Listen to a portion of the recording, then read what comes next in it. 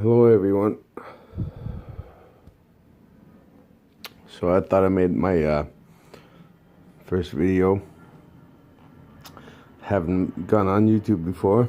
It's kind of exciting. But so my name is Isra Amleka. I'm half Inuk, half white. My dad is Danish descent, and so that's why I look this way, I guess. I grew up in Nunavut, very small town. My first language is Inuktitut, and I learned English when I was very young. It was everywhere. It was real easy. And so yeah, I was about 15 when I first moved away. I was in high school at the time. And I went away to finish high school in a better place. So I did 2 years. 2 years in PE. I played basketball there. It was all right. And but most of the thing I want to say for this video is that I have a very interesting life, I might say, because since that time in PEI, I was about 15. I used to have a brother, and now he's dead, and his name was Toby. And he had a kid and another one on the way when he died. And the supposed official cause of death was suicide. A lot of suicide happens, and news came through that he hung himself. And I was like, whoa, what's going on? I talked to him a week before, and he sounded weird. And he sounded like he was crying and stuff. And very intricate detail there. But the whole situation was very, very fishy from the time of his death, that nobody expected him at all to do that. And I was too young to really ask the questions thoroughly enough. But 2 years ago, I got old enough, I guess. And situation in my life came to the head where I couldn't hold back any questions about what it really is going on with my childhood, my brother, and other people in my family who turned out to be really, really bad people.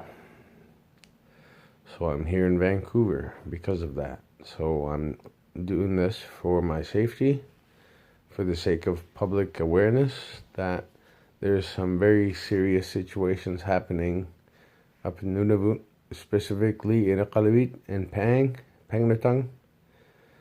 And it involves child exploitation, child sexual exploitation.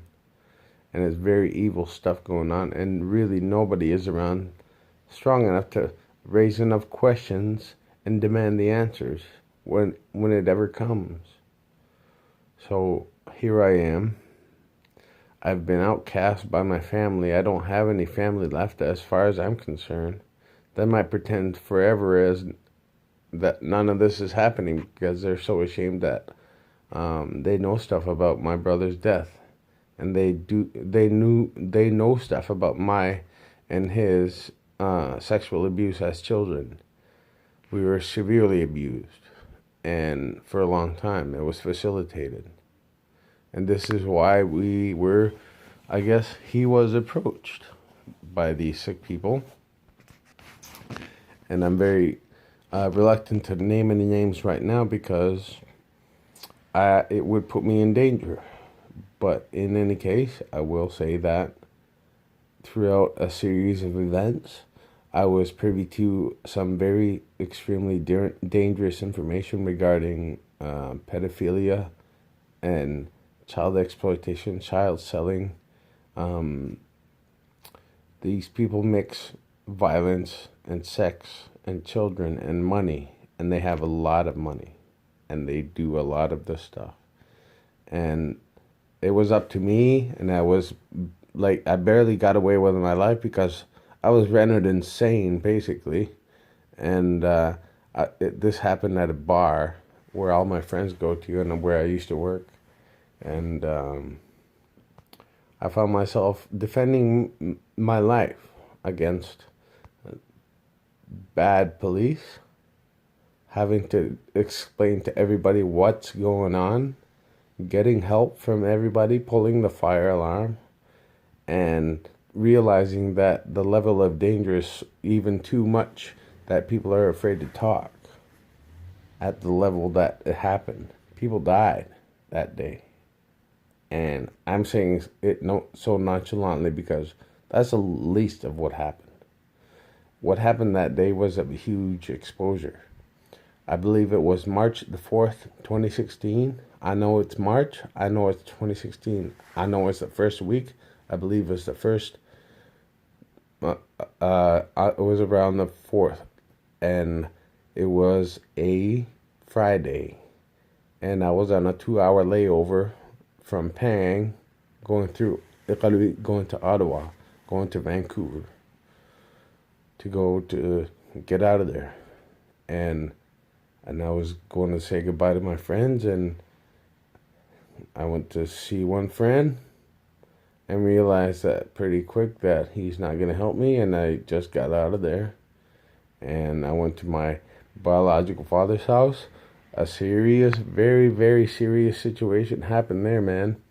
And I realized the level of danger and the level of people who know this stuff and the extreme levels of crime that these people are used to. And they're so confident that they don't have any police, any authority to be afraid of.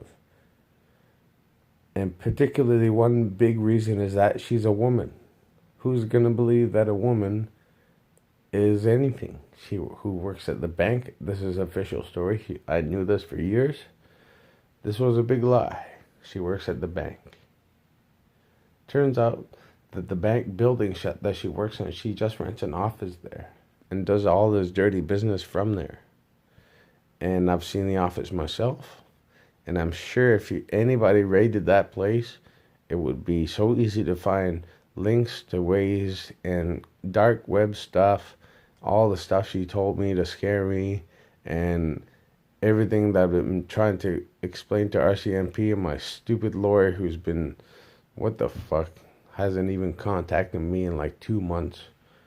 I don't believe in that anymore. I'm going to just start like doing this way. So here I am. So my name is Izwan Leka. I am blowing the whistle on the serious child exploitation ring going on in Iqaluit Nunavut. It's still going on. It involves the RCMP.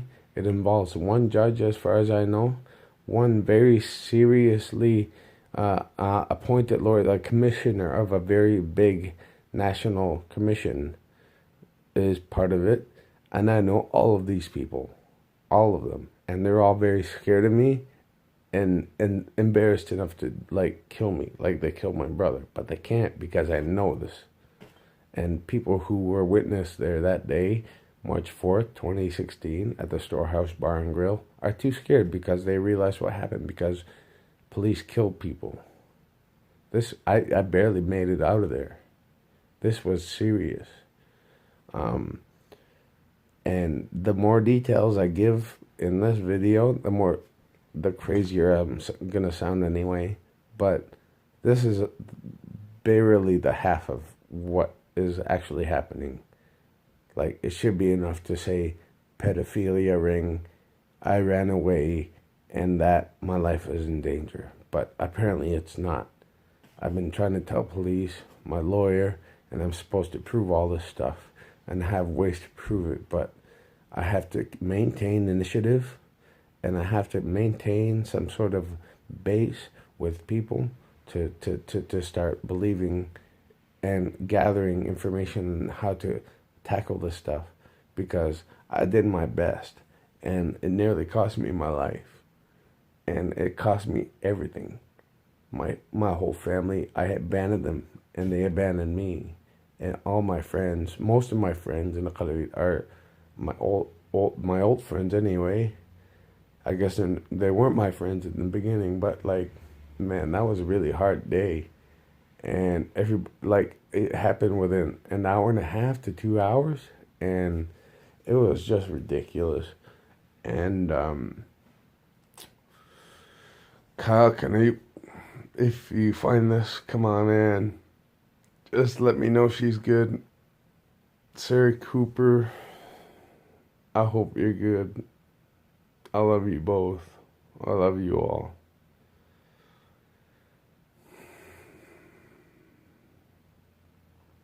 I'm good. I'm good. I'm not too bad. I'm welding. I got a job last summer in Iqaluit, and I guess I was too scared to go see you, try to go see anybody. And um, I'm in level B welding, upgrading now at BCIT in Vancouver, and I'm happy here. I'm doing my best. I'm getting my red seal. It took me to this long, so I'm gonna keep going. So, um, I'm hoping that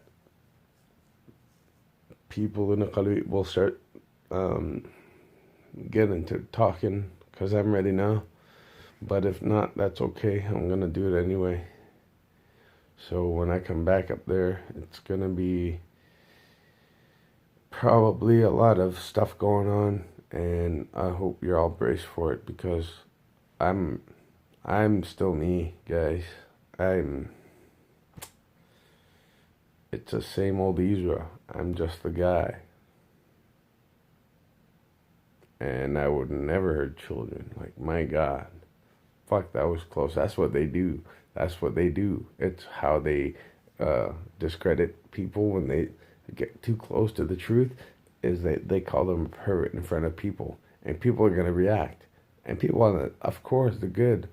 And that's how they get around to, like, destroying people because everybody in the crowd is a good person, and then you just convince them that, oh no, he's lying, he's a liar, and but I got ahead of them.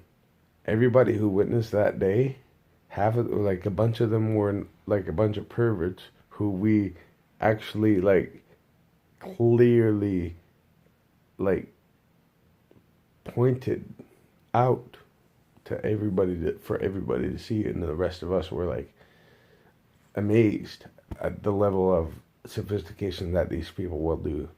But but anyway, a lot of stuff happened that day, and my God, we exposed a lot of bad people, and I wish I was a lot stronger because I would have been able to take care of more of them. But I helped, and I did it, man. I was good. I came through at the end, and I came through with my life, barely, really, actually. And here I am, 2.5 years later. I'm a good welder, and I'm living my life, and I'm asking for help, actually, I guess. But and hope that if anything happens to me, I'll uh, I'll have somebody to worry about it, I guess.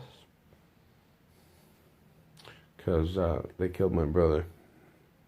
And if they try to kill me, well, it might be a good thing actually at the end because they'll all be exposed because I've given all the names of these people to my lawyer.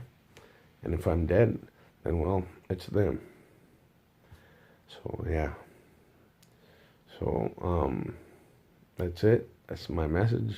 Israel Nakak. Sarah Cooper.